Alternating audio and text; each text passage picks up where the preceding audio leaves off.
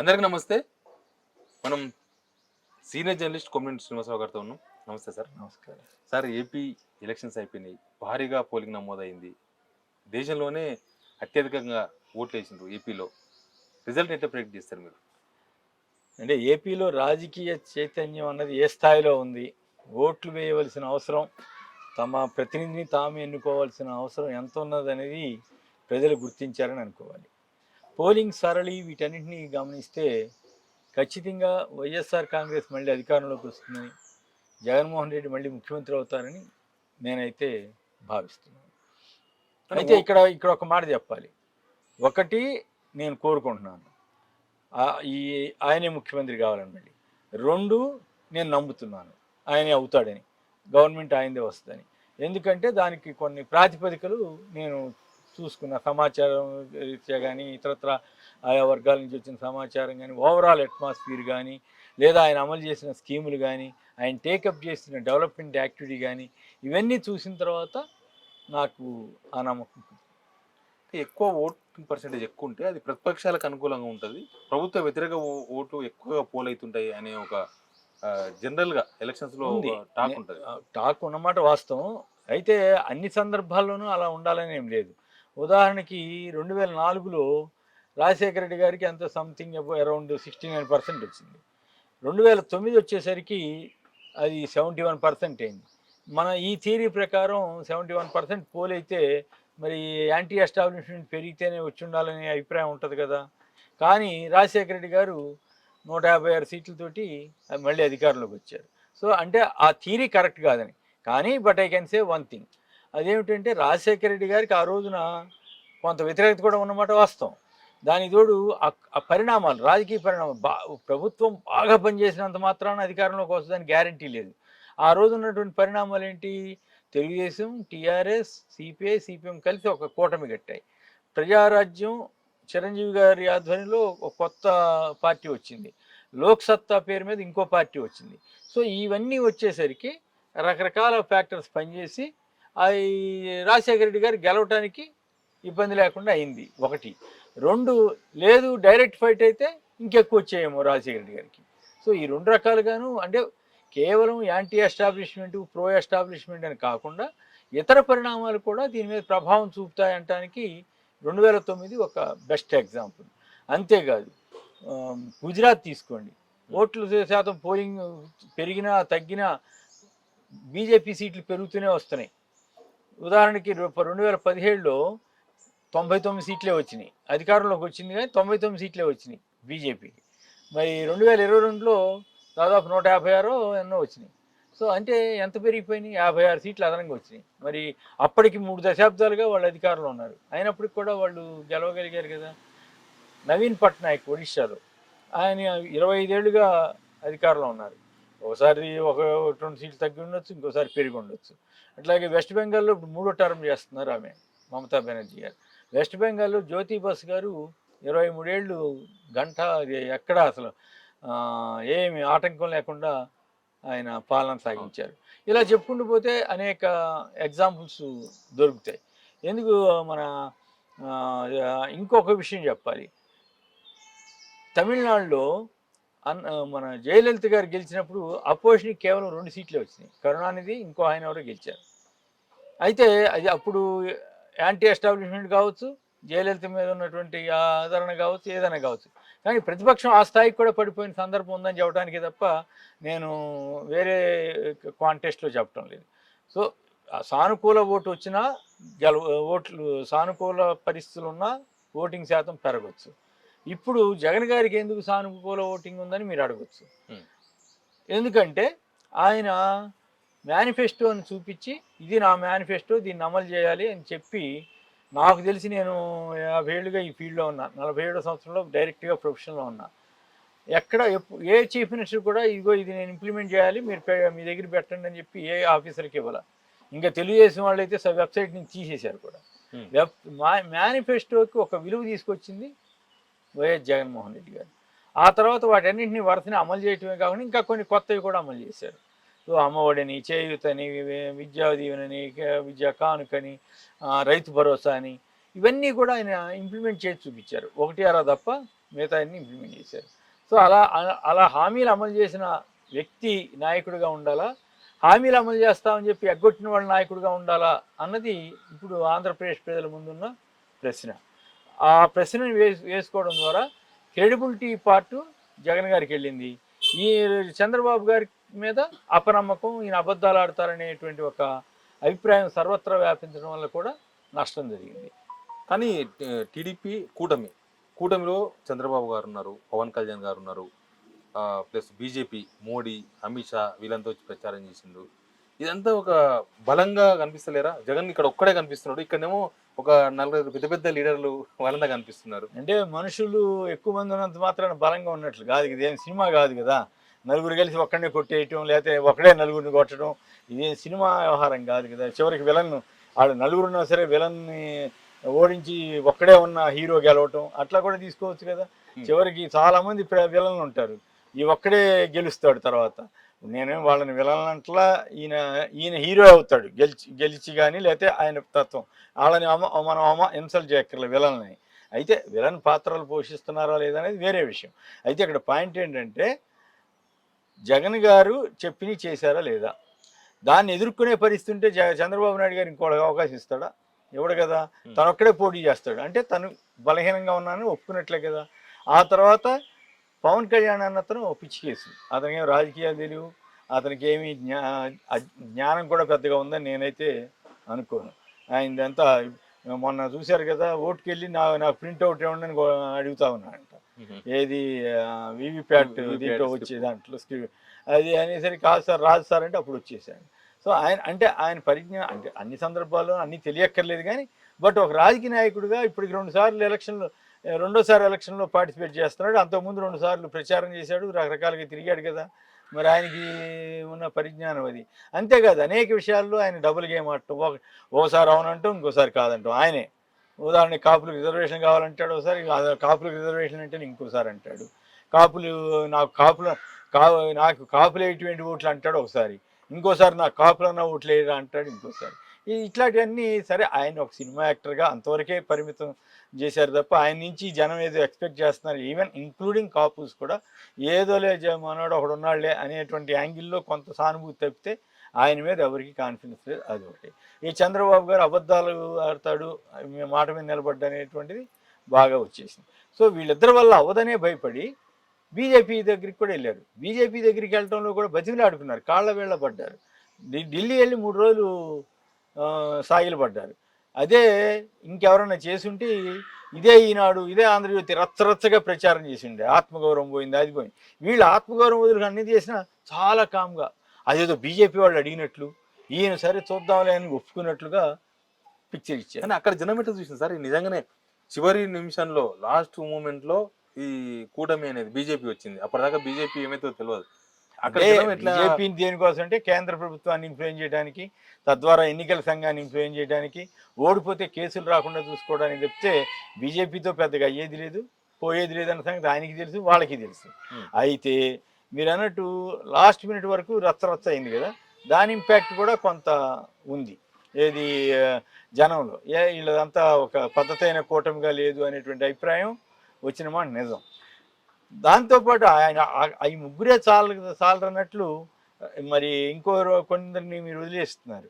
Ramoji Rao, Radhakrishna, TV Naidu, ఇంకా వగైరా yellow media అంటారు కదా, వీళ్ళందరూ చాలరన్నట్టు ప్రశాంత్ కిషోర్ని పట్టుకొచ్చారు. వీళ్ళు చాలరన్నట్టు మళ్ళీ పవన్ కళ్యాణ్కి మద్దతుగా చిరంజీవితో స్టేట్మెంట్ ఇప్పించారు. వీళ్ళు చాలరన్నట్టు షర్మిల వాళ్ళని తీసుకొచ్చి వాళ్ళతోటి స్టేట్మెంట్లు ఇప్పించారు. రకరకాల అరాచకం చేశారు. అరాచకమే వర్చువల్లీ. జగన్ గారి మేనిఫెస్టోని ఎదుర్కోలేక జనం వీళ్ళ మేనిఫెస్టోని నమ్మడం లేదనే భయంతో వాళ్ళ మేనిఫెస్టోని పక్కన పెట్టి కూడా జగన్ గారిని ద్వేషించడం, దూషించడం, వీటికే ఎక్కువ ప్రాధాన్యత ఇచ్చారు. జనం గమనిస్తున్నారు. దానికి తోడు జగన్ అతను స్కీములు అమలు చేసినప్పుడు ప్రాంతం చూడాల, కులం చూడాల, మతం చూడాల, పార్టీ చూడాల, ఇది కూడా బాగా పనిచేసింది. అరే నేను పలానా తెలుగుదేశం అయినా కూడా నాకు కూడా ఇచ్చారా. వాలంటీర్ల వ్యవస్థ పెట్టిన తర్వాత అనేక వ్యవస్థల మార్పు తీసుకొచ్చాడు. దాంతో ఆయనకి సక్సెస్ అయ్యాడు. గ్రామ వార్డు పరిపాలనని ప్రభుత్వం అనే దాన్ని ఇళ్ళకి తీసుకెళ్ళాలి, ప్రజలకు అందుబాటులో ఉండాలనేటువంటిది ఒక కాన్సెప్ట్ ఉంటుంది. దాన్ని దేశంలో ఇంతవరకు ఎవరు చేయలేకపోయారు. ఫస్ట్ టైం జగన్ చేసి చూపించాడు. నిజానికి అది పెట్టినప్పుడు మాబోటి వాళ్ళని కూడా ఇది సాధ్యమా, సక్సెస్ అవుద్దా అనుకున్న సందర్భం లేకపోలేదు. వాటన్నింటిని అధిగమించి ఆయన సక్సెస్ చేసి చూపించాడు. వృద్ధుల్ని గౌరవించే సమాజం ఆ దేశంలో ఏదైనా ఉందంటే ఒక ఆంధ్రప్రదేశ్లోనే ఉంది. అది వైఎస్ జగన్మోహన్ రెడ్డి ప్రభుత్వంలోనే ఉంది. వాలంటీర్లని చంద్రబాబును పవన్ కళ్యాణ్ బండబూతులు తిట్టారు. కానీ వాళ్ళు కంటిన్యూ అదే చేస్తున్నారు అదే అదే అదే అదే అదే పవన్ కళ్యాణ్ అదే చంద్రబాబు మేము ఇంకెక్కువ ఇస్తామని చెప్పడం మొదలు. అది జగన్ విజయం కింద రాదా? అట్లాగే జగన్ అమ్మఒడి స్కీమ్ కింద 15,000 ఒక్కడికి ఇస్తాడు. అది అప్పుడు తిట్టారు, శ్రీలంక అయిపోతుంది ఈ స్కీములు ఏంటని చంద్రబాబు తిట్టాడు, పవన్ కళ్యాణ్ తిట్టాడు. తీరా ఎలక్షన్లు వచ్చేసరికి మేము ఇంకెక్కువ ఇస్తాం, ఇంకా పిల్లల్ని కనండి అని చెప్పే పరిస్థితికి ముగ్గురుంటే ముగ్గురికి, నలుగురుంటే నలుగురికి, ఐదుగురుంటే ఐదుగురికి ఇస్తామని చెప్పి చంద్రబాబు గారు వెళ్ళారు. అది జగన్ విజయం కాదా? సో గ్రామ వార్డు సచివాలయాలు పెట్టినప్పుడు వీళ్ళంతా ఏంటి ఇదంతా అన్నారు.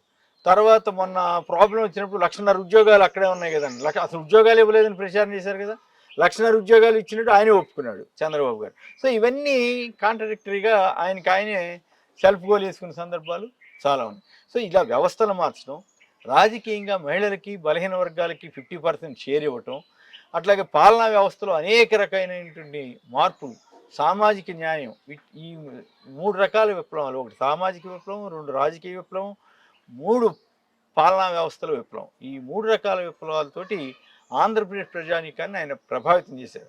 అయినంత మాత్రాన్ని వ్యతిరేకత ఉండదంటే ఖచ్చితంగా ఉంటుంది. రకరకాల కారణాలు కావచ్చు, క్యాస్ట్ యాంగిల్ ఉండొచ్చు, లేదు ఈయన ఈ సంస్కరణ వల్ల ఎవరికైనా కొంత ఇబ్బంది కలిగి ఉండొచ్చు. ఉదాహరణకి ప్రభుత్వ స్కూల్ బాగు చేస్తే ప్రైవేట్ వాళ్ళకి కోపం వస్తాయి, మా దగ్గర రాకుండా వస్తారు, వచ్చినా కూడా మా దగ్గర ఇంకా వస్తారు కదా అనేటువంటి భావన వాళ్ళకు ఉండొచ్చు.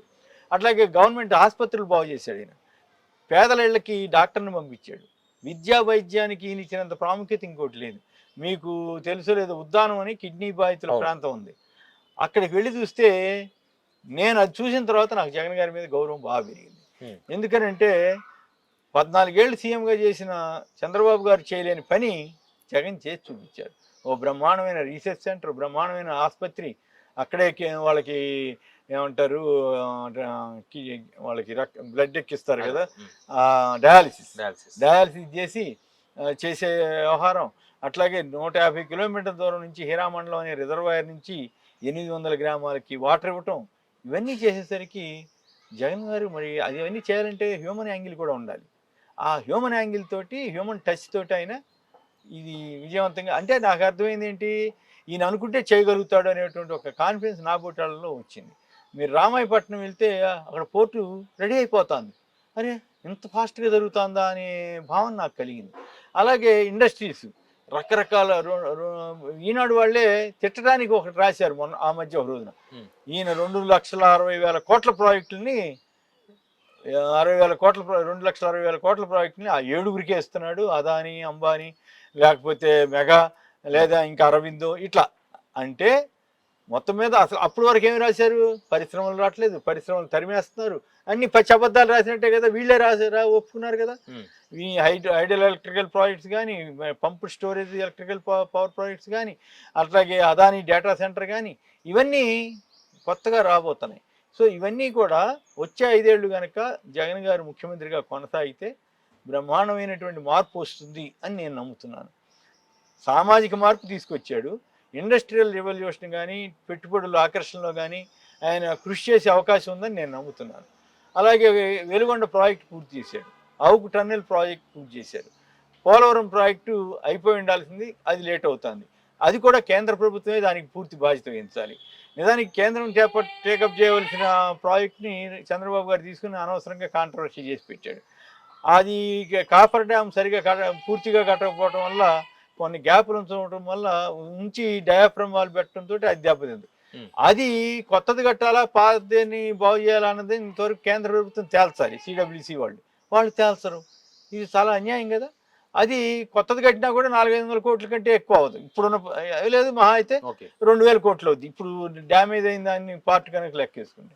అది చేసేయాలి అర్జెంటుగా, చేసేయకుండా కేంద్ర ప్రభుత్వం నిర్లక్ష్యం వహిస్తుంది. అలాగే పునరావాసం కల్పించడం, ఇవన్నీ కూడా సెంట్రల్ గవర్నమెంట్ 55,000 కోట్లు ఇవ్వాల్సి ఉంది, దాంట్లో 15,000 కోట్లే ఇచ్చారు ఇప్పటికి, మిగతాది ఇవ్వలేదు. ఇవ్వకపోతే అయినా కూడా ఇంకా కొంత బకాయి ఉంది కేంద్రం వీళ్ళు ఖర్చు పెట్టిన దాంట్లో. సో ఇవన్నీ వచ్చేసారి ఖచ్చితంగా ఆయన పూర్తి చేస్తాడని నేనైతే అనుకుంటున్నాను. సో ఈ రకంగా ఆంధ్రప్రదేశ్ ముఖ రూప ముఖ స్వరూపాన్ని ఆయన మార్చగలుగుతాడని నేను నమ్ముతున్నాను. సరే, ఎలక్షన్స్ ముందు వరకు వైఎస్ జగన్, మోడీ గారు, అమిత్ షా, బీజేపీ చాలా క్లోజ్ రిలేషన్స్ కనిపించినాయి. ఎలక్షన్స్ రాగానే వాళ్ళు టీడీపీ కూటమిలో చేరిండ్రు, ప్రత్యర్థిగా జగన్ కనిపిస్తున్నారు. ఏంది ఇదంతా ఏదైనా వ్యూహమా? అంటే వ్యూహం లేదు, పాడు లేదు, కానీ ఇక్కడ ఒకటి బీజేపీ వాళ్ళు అడగలేదు, బీజేపీ వాళ్ళు ఎప్పుడు ట్రై చేయలేదు. ఈయన పవన్ కళ్యాణ్ ద్వారా చంద్రబాబు గారు రాయబారం చేశారు, తన ఎంపీలు నలుగురిని బీజేపీలో పంపించారు. తర్వాత తన మీద కేసులు రాకుండా వీళ్ళతోటి పైరువీలు చేయించుకున్నాడు, పైరువీలు చేసి అట్లా ఆపుకున్నాడు. ఆ తర్వాత అమిత్ షాని ఎట్లా పట్టుకున్నారో కానీ పట్టుకోగలిగారు. మొత్తం మీద ఆయన మేనేజ్ చేసుకుని అట్లాగే ప్రైమ్ మినిస్టర్తో కూడా ఒప్పించి ఏర్పాటు చేసుకున్నట్టున్నారు. దీని అందరికీ కేవలం కేంద్రం యొక్క ఇన్ఫ్లుయెన్స్, కేసులు గొడవలు రాకుండా ఉండటం, జగన్ గారిని ఇబ్బంది పెట్టడం.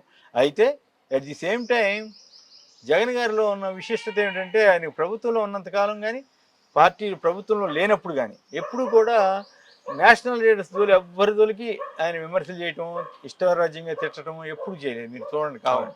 సోనియా అంత ఇబ్బంది పెట్టిన సోనియా గాంధీని ఒక్క మాట అలా, రాహుల్ గాంధీ జోలికి వెళ్ళాల. జనరల్గా కాంగ్రెస్ని విమర్శిస్తే విమర్శించవచ్చు కానీ వ్యక్తుల జోలికి వెళ్ళాల, మోడీ గారి జోలికి వెళ్ళాల, అమిత్ షా గారి జోలికి వెళ్ళాల. పైగా వాళ్ళందరికీ ఒక సాఫ్ట్ కార్నర్ ఉంది, ఈయన అక్రమంగా కేసుల్లో పెట్టి ఇబ్బంది పెట్టారు అనేది ఉంది. ఎందుకంటే సుష్మా స్వరాజ్ ఆ రోజులోనే పార్లమెంట్లో ఆ మాట ఓపెన్గానే పార్లమెంట్లో ప్రకటించారు. అయితే గవర్నమెంట్ రాకముందు సత్సంబంధాలు మెయింటైన్ చేశాడు, గవర్నమెంట్ వచ్చిన తర్వాత కూడా సత్సంబంధాలు మెయింటైన్ చేశాడు. ఎక్కడ కూడా అవసరమైనప్పుడు రాష్ట్ర ప్రయోజనాలను దృష్టిలో ఉంచుకుని కేంద్రానికి ఏదన్నా మద్దతు అవసరమైనప్పుడు ఇచ్చాడు, వీళ్ళకి ఇబ్బంది అనుకున్నప్పుడు వ్యతిరేకించాడు. అట్లా టీడీపీతో పోతున్నప్పుడు. అయితే ఇక్కడ పాయింట్ ఏంటంటే టీడీపీ తోటి ఎందుకు వెళ్ళారు అంటే ఈ కారణాలతోటి.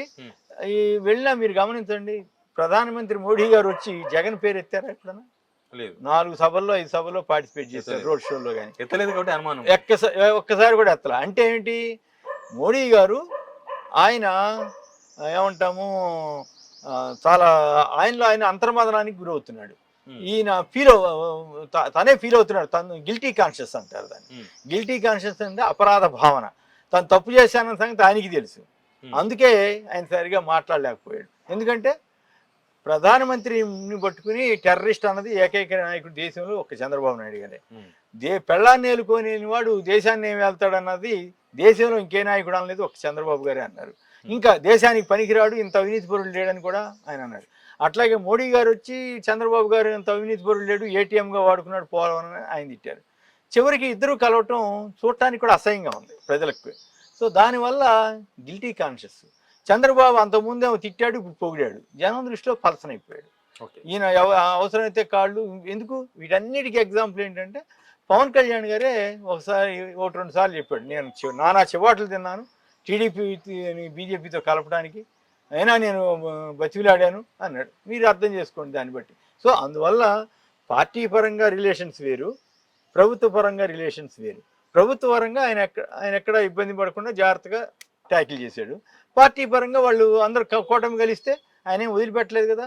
వాళ్ళ ముగ్గురు పార్టిసిపేట్ చేసిన ఎజెండాని, అదే మేనిఫెస్టో కాపీని తీసుకొచ్చి చంద్రబాబు సంతకంతో, చంద్రబాబు, మోడీ, పవన్ కళ్యాణ్ ఈ ముగ్గురు ఫోటోలతోటి ఉన్నటువంటి మేనిఫెస్టోలోని ముఖ్యాంశాలని ప్రతి చోట చూపించి ఈ ముగ్గురు అప్పుడు చెప్పారు ఇట్లా, ఇప్పుడు ఇట్లా తర్వాత ఇట్లా చేశారు, ఇప్పుడు మళ్ళీ వీళ్ళే వస్తున్నారు, దీన్ని చూడండి ధైర్యంగానే అడిగాడు. సో ఇవన్నీ బీజేపీతో కలవడం వల్ల కొంత నష్టం కూడా జరిగింది టీడీపీకి. ఎస్పెషల్లీ రిజర్వేషన్ ఇష్యూలో ముస్లిమ్స్ అంతా వ్యతిరేకం అవటం, రద్దు చేస్తామని చెప్పటం. అయినప్పుడు కూడా చంద్రబాబు గారి టార్గెట్ ఏంటంటే గవర్నమెంట్ వస్తుందో రాదో అనే భయం. ఆ భయం నుంచి ఎట్లా కొట్లా సేఫ్ గార్డు కోసం అని చెప్పి ఈ ఏర్పాటు చేసుకున్నాడు. మోడీ గారు వాళ్ళందరూ ఇప్పుడు నువ్వు ఒక అందుకు పోస్తే నేను ఒక అందుకు తాగుతానని సామెత ఉంటుంది. అట్లాగే సరే వస్తున్నాడులే అటు పడి ఉంటాడులే అని తెలుగుదేశాన్ని మోడీ, అమిత్ షాలు అట్లా పక్కన పెట్టుకున్నారు. ఒక అధికారం వచ్చిందా జాక్పాటు, వచ్చే అవకాశం లేదు, రాకపోయినా నష్టమే లేదు. కానీ చంద్రబాబు నష్టం లేదు, కానీ బీజేపీ కూడా మోడీని నష్టం అంత లేదు. వ్యక్తిగతంగా విమర్శలు చేసినాక ఎందుకు బీజేపీ జగన్ గారి మీద విమర్శలు చేయాలి. జగన్ కాదు సార్, చంద్రబాబు అవును. అంత డైరెక్ట్ గా మోడీ వ్యక్తిగత విషయాలను కూడా విమర్శలు చేస్తున్నారు కదా, ఎందుకు మళ్ళీ బీజేపీ కాంప్రమైజ్ అయింది చంద్రబాబుతో? అది చెప్పా కదా, పవన్ కళ్యాణ్ ఇది బేరాల బతిమలాడటం, తర్వాత ఈ సీఎం రమేష్, సుధీనాథ్ చౌదరి ఇట్లాంటి వాళ్ళందరూని ముందే పంపించాడు కదా. వాళ్ళు బాగా బ్రెయిన్ వాష్ చేయటం, ఎట్లా ఉంటే గెలవాలి సార్, మనం కలిస్తే బీజేపీకి కొన్ని సీట్లు వస్తాయని చెప్పటం, ఇట్లా ఏదో ఎక్కడో వీక్నెస్ పట్టుకుంటారు. చంద్రబాబు గారు అటువంటి వ్యూహాల్లో తిట్ట కదా, ఎక్కడో బీజేపీ వాళ్ళు వీక్నెస్ ఏదో పట్టుకున్నాడు. మొత్తం మీద చెవాట్లు తిన్నానని పరువు తక్కువే కదా టీడీపీకి. టీడీపీతో కలవని చిచ్చిపోమని చివరికి మేనిఫెస్టో కూడా పట్టుకోవడానికి ఇష్టపడలేదు కదా. అయినా కూడా పొత్తు పెట్టుకున్నా కూడా మేనిఫెస్టోకి చేతిలో పట్టుకోలేదు. సో ఈ రకంగా అవమానాలను కూడా చంద్రబాబు గారు భరిస్తున్నా అంటే మీరు అర్థం చేసుకోండి. అయినప్పటికి కూడా మోడీ గారు కలిసి ఉండాల్సిందంటే నేనైతే వ్యక్తిగతంగా ఆత్మాభిమానం కలిగిన ఏ నాయకుడు కలవకూడదని నేను అంటాను. కానీ దురదృష్టం ఏంటంటే ఆత్మాభిమానం కంటే రాజకీయమే ముఖ్యమని వాళ్ళు అనుకున్నట్టున్నారు. అంత పెద్ద నాయకులు కూడా వాళ్ళు కొంచెం దిగజారని నా అభిప్రాయం. కానీ రాజధాని లేని రాష్ట్రం ఏపీ, దేశంలో ఇట్లాంటి రాష్ట్రం ఉందా? ఇది ఇంపాక్ట్ చూపలేదా ఓట్ల మీద? ఎవరు చెప్పారు రాజధాని లేదని? టీడీపీ వాళ్ళు ప్రచారం చేస్తే నిజమైపోద్దా? టీడీపీ వాళ్ళు ప్రచారం చేస్తే నిజమైపోద్దా? ఆల్రెడీ ఉన్న రాజధాని ఎక్కడికి పోయింది? అమరావతి రాజధానిగా లేదా ఇప్పుడు? అక్కడ సెక్రటరేట్ లేదా? అక్కడ అసెంబ్లీ లేదా? తాత్కాలికమో పోవడం ఏదో ఒకటి ఉంది కదా. సీఎం ఈయన పర్మనెంట్ రెసిడెన్స్ లేదు, కానీ చంద్రబాబు గారికి పర్మనెంట్ రెసిడెన్స్ సీఎం ఉంది కదా. గవర్నర్ అక్కడే ఉంటున్నాడు కదా. ఎక్కడుంటే అక్కడేదే రాజధాని. ఇంకోటి ఏంటంటే మిగతా రాష్ట్రాలకి ఆంధ్రప్రదేశ్కి తేడా ఏంటంటే అక్కడ ప్రతి ఊళ్ళోనూ ఒక రాజధాని ఉంది, ప్రతి ఊళ్ళోనూ విలేజ్ సెక్రటేరియట్ ఉంది, ప్రతి వార్డులోనూ వార్డు సెక్రటేరియట్ ఉంది. ప్రజలకు అవసరమైనటువంటి అవసరాలు, సాధారణ అవసరాలన్నీ కూడా అక్కడే తీరిపోతున్నాయి. జిల్లా హెడ్ క్వార్టర్కి వెళ్ళాల్సిన పనులే తగ్గినాయి. ఇంకా స్పందన ఒకటి పెట్టారు, పెట్టి ఆటోమేటిక్గా ఇక్కడ పరిష్కారంగానే ఉంటే అక్కడ అప్లై చేసుకోవడానికి. రాష్ట్ర సెక్రటరీకి ఎంతమందికి అవసరం ఉంటుంది మొత్తం 4-5 కోట్ల జనాభాలో? కాబట్టి రాజధాని అనేది ఉంది, దాన్ని లక్షల కోట్లు తీసుకొచ్చి అక్కడే ఏదో ఒకటి చేయాలనేది చంద్రబాబు గారి ప్లాను. దానికోసం రాష్ట్రాన్ని అప్పులు పాలు చేయాలనేది ఆయన ఉద్దేశం. కానీ అది సాధ్యం కాదు, దాని ఆచరణ సాధ్యం కాదు, దానివల్ల నష్టం జరుగుతుంది. దానికి తోడు చంద్రబాబు గారి టైంలో అనేక కుంభకోణాలు జరిగినాయి దాంట్లో. సో ఆ నేపథ్యంలో జగన్ గారి ఆలోచన ఏంటి? ఇన్ని లక్షల కోట్లు ఎక్కడ ఖర్చు పెట్టే బదులు విశాఖపట్నంలో ఎగ్జిక్యూటివ్ క్యాపిటల్ పెట్టుకుని అక్కడి నుంచి ఆపరేషన్ చేస్తే వెంటనే బూస్ట్ వస్తుంది, ప్రపంచంలోనే ఒక గుర్తింపు వస్తుంది అనేది ఆయన ఆలోచన. సో నేనైతే మొదట ఈ ఆలోచన నేను కూడా చేయలేదు, కానీ ఆయన అవన్నీ చెప్పినప్పుడు yes, Visakhapatnam is the right place. ఎందుకంటే వెంటనే జనం అందరి దృష్టి ఆకర్షిస్తుంది. ఇది అమరావతి అనుకోండి, అక్కడికి వెళ్ళి మీరు చూడండి, పల్లెటూళ్ళు తప్ప ఇంకేం కనపడవు అక్కడ. అక్కడేం డెవలప్మెంట్ ఏమి ఉండదు. రోడ్లు కూడా శాంతం పూర్తి చేయలేదు. 5 ఏళ్ళు ఆయన ముఖ్యమంత్రిగా ఉన్నాడు కదా, పోనీ 1 ఏడాది తీసేయండి, 4 ఏళ్ళు అయితే ఉన్నాడు కదా, ఇంకా అసలు 10 ఏళ్ళు ఇక్కడ ఉండేవాడు కదా. ఓటుకు నోటు కేసు రాకపోతే ఇక్కడే ఉండేవాడు కదా. మరి ఓటుకు నోటు కేసు వల్ల ఆంధ్రప్రదేశ్కి అంత నష్టాలు జరిగినాయి. అక్కడికి వెళ్ళి మళ్ళీ దాన్ని ఇన్సైడ్ ట్రేడింగ్ మార్చి, రియల్ ఎస్టేట్ మాఫియాగా మార్చి అసలు 3 పంటలు పండే భూముల్ని ధ్వంసం చేయాల్సిన అవసరం ఉంది. ఫోన్ నిజంగా నీకు చిత్తశుద్ధి ఉంటే 1000 ఎకరాలు 2000 ఎకరాలు, నిజానికి మీకు తెలుసా హైదరాబాద్లో 235 ఎకరాల్లో మొత్తం అన్ని బిల్డింగ్లు ఉన్నాయి, గవర్నమెంట్ బిల్డింగ్స్. మరి అక్కడ 50,000 ఎకరాలు ఏం చేసుకుంటాడు? అర్థం ఉండాలి కదా. పోనీ అదేదైనా గవర్నమెంట్ ల్యాండ్ అయితే అది ఉంచుకుని జాగ్రత్తగా ఏదో చేసుకోవచ్చు అనుకోవచ్చు. ప్రైవేట్ దగ్గర తీసుకుని రియల్ ఎస్టేట్ మాదిరిగా డెవలప్మెంట్ ఓరియంటేషన్లో ఏది ఇస్తారు 60-40 అని ఇట్లా రేషియో ఉంటుంది కదా. ఆ రకంగా చేస్తే అది రియల్ ఎస్టేట్ బిజినెస్ అవుతుంది. కానీ డెవలప్మెంట్ మోడలు లేకపోతే దానికోసం 3 పంటలు పండే భూములను ధ్వంసం చేయటం ఎందుకు? శుభ్రంగా నీకు కావాల్సిన 1000 ఎకరాలు తీసుకుంటే ఎవడికాడు. ఇప్పుడు హైదరాబాద్ని ఎవడన్నా కట్టాడంటే ఆయన ఒకడే చెబుతాడు, ప్రపంచంలో ఎవడు చెప్పడు నేను హైదరాబాద్ కట్టాను. ఎక్కడన్నా ఆయన బిల్డింగ్ కట్టమంటే వాస్తవం, ఆ మిగతా బిల్డింగ్లని ఆయన కట్టలేదు, ఎవడికాడు కట్టుకున్నాడు, రోడ్లు వేసుకున్నారు, నడిచిపోయింది. అట్లా అక్కడ సహజమైనటువంటి డెవలప్మెంట్ రావాలి తప్ప ఆర్టిఫిషియల్గా చేయడానికి ప్రయత్నం చేసి దెబ్బతిన్నాడు ఆయన. ఈయన ఆ రకంగా దెబ్బతింటానికి ఇష్టం లేదు కాబట్టి, ఈయన ప్రయారిటీస్ ఈయనకు ఉన్నాయి కాబట్టి, ఈయన మేనిఫెస్టో ఈయనకు ఉంది కాబట్టి, ఈయన మళ్ళీ కొత్త ఆలోచన వచ్చి 3 రాజధానులు అనేది పెట్టి అక్కడ ఈ అప్పట్లో ఒక పెద్ద మనుషుల ఒప్పందం అనే ఒకటి ఉంది కదా, దాని ప్రకారం పెద్ద మనుషుల ఒప్పందం కాదు, అది శ్రీబాగోడం అది కర్నూలులో హైకోర్టు, ఇక్కడ మొదట కర్నూలు రాజధాని ఉండేది, గుంటూరులో హైకోర్టు ఉండేది. అది తర్వాత హైదరాబాద్ వచ్చిన తర్వాత అంతా కాన్సన్ట్రేట్ అయింది. ఆ ప్రకారం అక్కడ రాజధాని కావాలని అక్కడ డిమాండ్ కోరుతున్నారు. వాళ్ళకి హైకోర్టు ఇవ్వాలనేది ఈయన ఆలోచన. దానికి కూడా తెలుగుదేశం అడ్డం పడతా ఉంది. తెలుగుదేశం పార్టీ వారు ఆంధ్రప్రదేశ్ అభివృద్ధికి 5 ఏళ్ల పాటు విఘాతం కలిగించారు. ఆ కుట్రలో రామోజీరావు, రాధాకృష్ణ ఇలాంటి వాళ్ళందరూ కలిసి ఆంధ్రప్రదేశ్ని నాశనం చేయడానికి ప్రయత్నం చేశారు. నిజానికి జగన్ గారి మీద కేసుల్లో కూడా నా వాదన అదే. కేవలం జగన్ గారి మీద కక్షతోటి వాళ్ళకి అధికారం రాదేమోనన్న దీంతో పరిశ్రమలు రాకుండా అడ్డుకున్న వాళ్ళు వీళ్ళంతా. సోనియా గాంధీ, చంద్రబాబు, ఆ సిబిఐ అధికారి, రామోజీరావు, రాధాకృష్ణ వగైరా వగైరా. లేకుంటే 13,000 ఎకరాల్లో వ్యాన్ పిక్ అనే ఒక పెద్ద బ్రహ్మాండమైన ప్రాజెక్ట్ ఏరియా వచ్చిండేది. ఈ దేశంలో పరిశ్రమలు పెట్టేవాళ్ళని అరెస్ట్ చేస్తుంది ఈ దేశంలోనే. పరిశ్రమలు పెట్టకుండా బ్యాంకులు లోన్లు ఎగ్గొట్టిన వాళ్ళందరూ ప్రధానమంత్రి దగ్గర కూర్చుంటున్నారు, దర్జాగా కబుర్లు చెబుతున్నారు, లేదా సోనియా గాంధీ దగ్గరికి వెళ్ళగలుగుతున్నారు, లేదా రాహుల్ గాంధీతో తిరుగుతున్నారు. బాగానే అంటే అన్ని జాతీయ రాజకీయ పార్టీల్లో ప్రధానమైన రాజకీయ పార్టీలతో కలిస్తే చాలు నడిచిపోతాం. సో ఇది దురదృష్టకరం. ప్రాజెక్టులు పెట్టేవాళ్ళని ఎంకరేజ్ చేసి చేయాలి. కొత్త తరహా ఏదో ఆలోచన చేసి ఒక నాయకుడిని ఎట్లా ఇబ్బంది పెట్టాలనే ఉద్దేశంతో ఆ దిక్కుమాలని పిట్ ప్రోకో అని పెట్టి ఇవన్నీ చాలా ఆంధ్రప్రదేశ్కి నష్టం చేశారు వీళ్ళంతా. బట్ రాజధాని లేదన్నది వాస్తవం కాదు. రాజధాని ఉన్నది. దాన్ని కూడా డివైడ్ చేయాలన్నది ఉద్దేశం. రాజధాని పర్ఫెక్ట్గా రాజధాని ఏది ఏది అమరావతి అనేది శాసన రాజధాని, విశాఖపట్నం కార్యనిర్వాహక రాజధాని. కార్యనిర్వాహక రాజధాని అంటే సెంట్రల్ సెక్రటేరియట్, అలాగే మన సీఎం ఆఫీసు, గవర్నర్ ఆఫీసు అన్నీ అక్కడ ఉంటాయి. అసెంబ్లీ నడిచినప్పుడు ఇక్కడ ఉంటారు. ఇప్పుడు బెల్గాంలో అసెంబ్లీ లేదా, ఉత్తరాఖండ్లో 2 రకాలుగా లేదా, ఇట్లా మహారాష్ట్రలో హైకోర్టు వేరే చోట్ల లేదా, హైకోర్టు బెంచ్లు వేరే చోట్ల లేవా? ఇవన్నీ మన కాన్సెప్ట్, మన జనం అవసరాలను దృష్టిలో పెట్టుకుని నిర్ణయం తీసుకోవాలి. హైకోర్టు ఇప్పుడు కర్నూలులో అనేక న్యాయపరమైన సంస్థలను ఆయన అక్కడే పెట్టాడు. లోకాయుక్తను అక్కడే పెట్టాడు. తర్వాత ఈ మధ్య 1-2 ఆఫీసులు వచ్చినాయి, నాకు గుర్తున్నది, కానీ అవన్నీ కూడా అక్కడే పెట్టాడు. సో ఆయనలో చిత్తశుద్ధి కనపడుతుంది. అది సార్, జగన్ సైకో లేకపోతే అరాచకవాది, దీన్ని ఎక్కువ ఫోకస్ చేసిన ప్రతిపక్షాలు. డాక్టర్ సుధాకర్ను అట్లా చేసిండ్రు, ప్రశ్నించే వాళ్ళందరినీ చంపేసిండ్రు, 1,000,000 కేసులు పెట్టిండ్రు, జైల్లో వేసిండ్రని. అట్లాంటి దాన్ని ఏపీ జనం ఎట్లా చూసిండ్రు? పచ్చి అబద్ధాలుగా చూశారు. మోస్ట్లీ పచ్చి అబద్ధాలుగా చూశారు. ఎందుకంటే సుధాకర్ కేసు అది చాలా అన్యాయమైన కేసు. అన్యాయంగా ప్రభుత్వం మీద దుష్ప్రచారం చేశారు. అతను గవర్నమెంట్ డాక్టర్ అయ్యింది, గవర్నమెంట్కి చెప్పకుండా అయ్యన్న పాత్రుడు ఎవరో టీడీపీ లీడర్ చెప్పిన మేరకు ఇష్టమైనట్టు మాట్లాడడం. ఆ తర్వాత సహజంగానే గవర్నమెంట్ సస్పెండ్ చేస్తుంది కదా, సస్పెండ్ చేయడం ఇది జరిగింది. ఆ తర్వాత అతను తాగి విశాఖ రోడ్లో రచ్చ చేస్తూ ఉంటే పోలీస్ కానిస్టేబుల్ అతను అల్లరిని భరించలేక చేతులు వెనకడితే ఇంకేముందని గొడవ చేశారు. ఆ తర్వాత అది చేసిన తర్వాత వాళ్ళకి న్యాయ వ్యవస్థలో ఉన్న పట్టు ఆధారంగా దాన్ని ఒక పెద్ద ఇష్యూగా మార్చి దాని మీద ఏకంగా ఎవడన్నా కానిస్టేబుల్ మీద సిబిఐ ఎంక్వైరీ చేస్తారని కానిస్టేబుల్ చేతులు కట్టేస్తే వీడు అల్లరి భరించలేక దాని మీద సిబిఐ ఎంక్వైరీ చేశారనే విమర్శని న్యాయ వ్యవస్థ ఎదుర్కొంది ఆ రోజున. సో తర్వాత ఏమైందో తెలియదు. ఆ కేసు, ఆ సిబిఐ రిపోర్ట్ ఏమొచ్చిందో ఎంతవరకు ఎక్కడ బయటపడాల.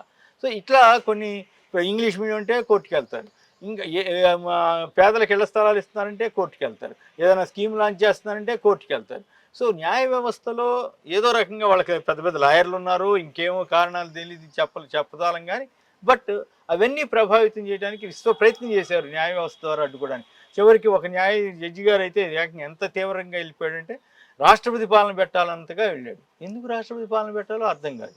ఆయన చివరికి తీరా చూస్తే ఆయనకి ఇక్కడ ఇట్లా చేశాడు, తర్వాత ఏదో పదవి వచ్చింది అక్కడ ఇంకోటి. ఆ తర్వాత సుప్రీంకోర్టు వారు ఆయన మందలించి పక్కన తీసేశారు. ఆయన రిజైన్ చేసి వెళ్ళిపోయాడు. చివరికి అంటే పార్టిజాన్షిప్ తోటి ఉన్నాడు అనేదానికి ఉదాహరణ, పక్షపాతంతో వ్యవహరించాడేమో అనేటువంటి అభిప్రాయం కలిగింది. సో అట్లా ఈ అనేక ఇష్యూస్లో సైకో అని వాళ్ళు ఏంటంటే చంద్రబాబు గారిలో ఉన్న లక్షణం ఏంటంటే తను ఎన్ని అరాచకాలు చేసినా చాలా పెద్ద మనిషి తరహాగా కనపడాలి. మీరు వాహిని వారి పెద్ద మనుషులని ఆ రోజుల్లో సినిమా ఉండేది, చాలా పైకి చాలా పెద్ద మనుషులా కనపడాలా, లోపల చేయాల్సింది చేయాలి. అటువంటి రాజకీయాలు చేయటంలో మ్యానిపులేషన్ స్కిల్స్లో చంద్రబాబు గారి దిట్ట. వాటి వల్ల ఆయన సక్సెస్ అయ్యాడు, అది విశేషం. ఆ మేనేజ్మెంట్ అండ్ మ్యానిపులేషన్ స్కిల్స్ ద్వారా ఆయన సక్సెస్ అయ్యాడు. అని అబద్ధాలు ఆడటం ద్వారా సక్సెస్ అవ్వచ్చని దేశంలోనే రుజువు చేసిన ప్రధాన నాయకుల్లో ఈయన ముందు అగ్రభాగాన ఉంటాడు. సో అది ఆయన గొప్పతనం కావచ్చు. అట్లాగే జగన్ గారి మీద కూడా ఆయన చేస్తున్న స్కీములను ఎదుర్కోలేక, ఆయన చేస్తున్న యాక్టివిటీని ఎదుర్కోలేక, ప్రజల్లో ఆయనకు వస్తున్న ఆదరణని తట్టుకోవడం కోసం ఈ రకమైన దుష్ప్రచారం చేశారు. సైకో అంటే ఎవరిని అనాలి సైకో అని? వీటన్నింటిని అడ్డుకునేవాడిని సైకో అనాలి. చంద్రబాబు గారు సైకో అవుతారు. ఇప్పుడు మొన్న ఒక రోజున అక్కడ గొడవలు అయినా పొంగనూరు అంగళ్ళు అనే చోట. గొడవలు అయితే ఈయనే రెచ్చగొట్టి మీరు తన్నండి కొట్టండి అన్నాడు. వాళ్ళు సైకో అంటారా? ఈయన ఇప్పుడు అని అన్నాడా? ఈ 5 ఏళ్లలో ఎక్కడన్నా ఒక అనుచితమైనటువంటి పదం వాడాడా? ఎక్కడ వాడలేదు కదా. ఈ పవన్ కళ్యాణ్ పిచ్చికి అంతే లేదు కదా. నిజానికి వాళ్ళు సైకోలాగా వ్యవహరించి మాట్లాడితే లోకేష్ వీళ్ళంతా మీ అంతు చూస్తామని పోలీసులను బెదిరించి రెడ్ బుక్లో పేర్లు ఎక్కిస్తామని బెదిరించిన వాళ్ళు సైకోలు అవుతారు. కానీ తను పంతం చేసుకుపోతూ స్కీములు అమలు చేస్తూ నేను మంచి చేస్తేనే ఓటేయండి అని చెప్పిన వాడు సైకో ఎట్లా అవుతాడు? బేసిక్గా అది మీరు అర్థం చేసుకోండి. మహిళలు ఎక్కువ మంది ఓటింగ్, పురుషుల కన్నా ఎక్కువ మంది మహిళలు ఓటు వేసిండ్రు పల్లెటూరులలో. టౌన్లు కూడా ఎక్కువ అనుకున్న దానికన్నా ఎక్కువ మంది ఓటు హక్కు వినియోగించుకున్నారు. ఇది ఎవరికి అనుకూలంగా ఉండొచ్చు? అదే ఇది పాజిటివ్ ఓటింగ్ లాగా కనపడతా ఉంది. పాజిటివ్ ఓటింగ్ అంటే జగన్ గారిని కనుక పొరపాటున ఆయన తెలివిగా పెత్తందారులు పేదలు వర్సెస్ పెత్తందారులు అని ఒక థీరీ తీసుకొచ్చాడు. అది సక్సెస్ఫుల్గా జనంలోకి వెళ్ళింది. నేను మంచి చేస్తేనే ఓటేయండి అని చెప్పి ధైర్యంగా చెప్పాడు. ఈ 2 ప్రజలను ఆకట్టుకుని, 3 మీరు అన్నట్టు ఒక్కడిని చేసి మిగతా వాళ్ళందరూ ఏకమవుతున్నారంటే ఈయన అంత బలంగా ఉన్నాడు అనేటువంటి అభిప్రాయం కలగడంతో పాటు ఈయన ఒక్కడిని చేసి కొడుతున్నారనే సానుభూతి కూడా, కొట్టాలని చూస్తున్నారనే సానుభూతి కూడా వచ్చింది. సో ఈ 3 ఫ్యాక్టర్లు వచ్చిన తర్వాత తెలుగుదేశం కోసం చాలామంది ఈ కార్లు వేసుకుని పెద్ద పెద్ద డబ్బులు ఉన్న వాళ్ళందరూ కార్లు వేసుకుని వాటికి ఊళ్ళలోకి వెళ్ళారు. దాన్ని లోకల్ పీపుల్ గమనించారు. ఓహో, ఈయన ఓడించడానికి ఎక్కడెక్కడి నుంచో డబ్బులు ఖర్చు పెట్టుకుని వస్తున్నారు, ఈయన మనకి హెల్ప్ చేస్తున్నాడని, మనకి సాయం చేస్తున్నాడని, మన కోసం స్కీములు అమలు చేస్తున్నాడని దీంతో వీళ్ళు వస్తున్నారు అనేటువంటి దీంతో కూడా పేదవర్గాలు ఎస్సీ, ఎస్టీ, బీసీ, మైనారిటీ వీళ్ళందరూ కూడా ప్రత్యేకించి మహిళలు, అది పట్టణమా పల్లెటూరా, ఇప్పుడు ఈ స్కీములు పట్టణాల్లో కూడా వచ్చినాయి కదా, పల్లెల్లోకి మాత్రమే కాదు కదా. సో 2 చోట్ల అన్ని చోట్ల మహిళలు ఎక్కువగా వెళ్ళారంటే వాళ్ళలో ఎక్కువ శాతం మంది సర్వేలు కూడా అవే చెబుతున్నాయి. 56 to 58, 60% women are in favour of Jagan government అని. సో అందువల్ల జగన్ గారికే అది అడ్వాంటేజ్ అనేది ఎక్కువ మంది భావన. హైదరాబాద్ నుంచి లక్షల మంది పోయింది సార్, దాదాపు 20 లక్షలు 30 లక్షలు అంటున్నారు, కౌంట్ లేదు. వీళ్ళంతా ప్రభుత్వ వ్యతిరేకులు, హైదరాబాద్ ఉన్న వాళ్ళంతా కూటమి అనుకూలం ఓటర్లు అనేది ఒకటి ప్రచారంలో ఉంది. ప్రచారం చేసుకోవడానికి ఏమైనా చేయొచ్చు. ఒక కారులో ఎంతమంది వెళ్తారు? 4. మరి ఒక బస్సులో, ఒక ట్రైన్లో 1000 మంది. కారులో వెళ్ళిన పెత్తందారుల కంటే బస్సుల్లో వెళ్ళిన పేదలు ఎక్కువ మంది ఉంటారని తెలిసిపోతలా.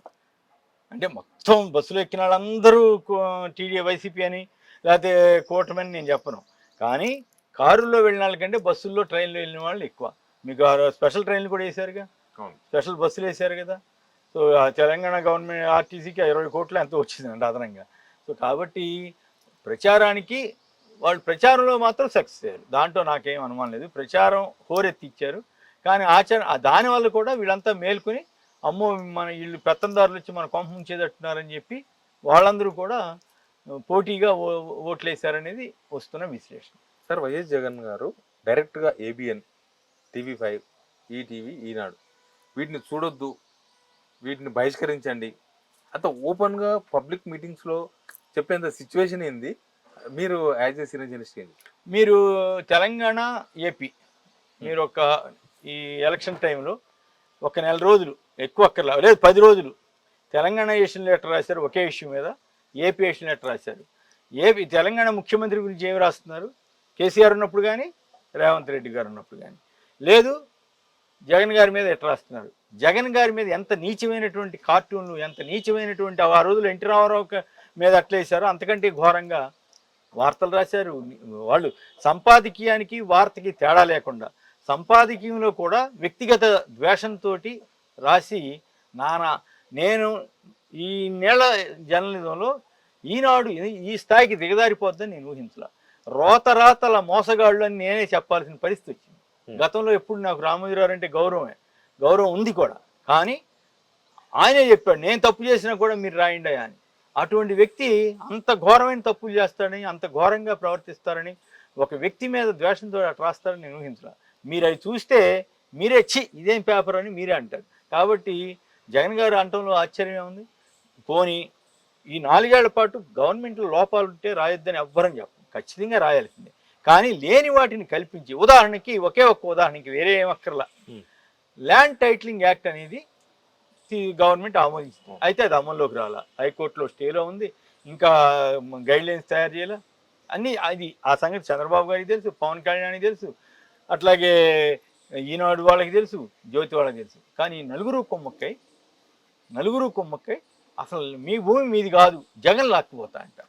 యాడ్స్ కూడా వచ్చింది. ప్రజాస్వామ్య వ్యవస్థలో అది ఎట్లా సాధ్యం అవుతుందా?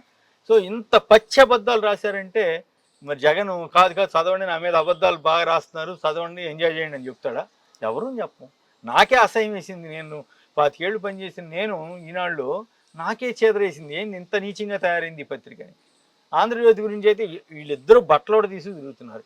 ఇంత జరిగిన తర్వాత కూడా పచ్చి ఫ్యాక్షనిస్టులాగా మారారు. దురదృష్టం అది.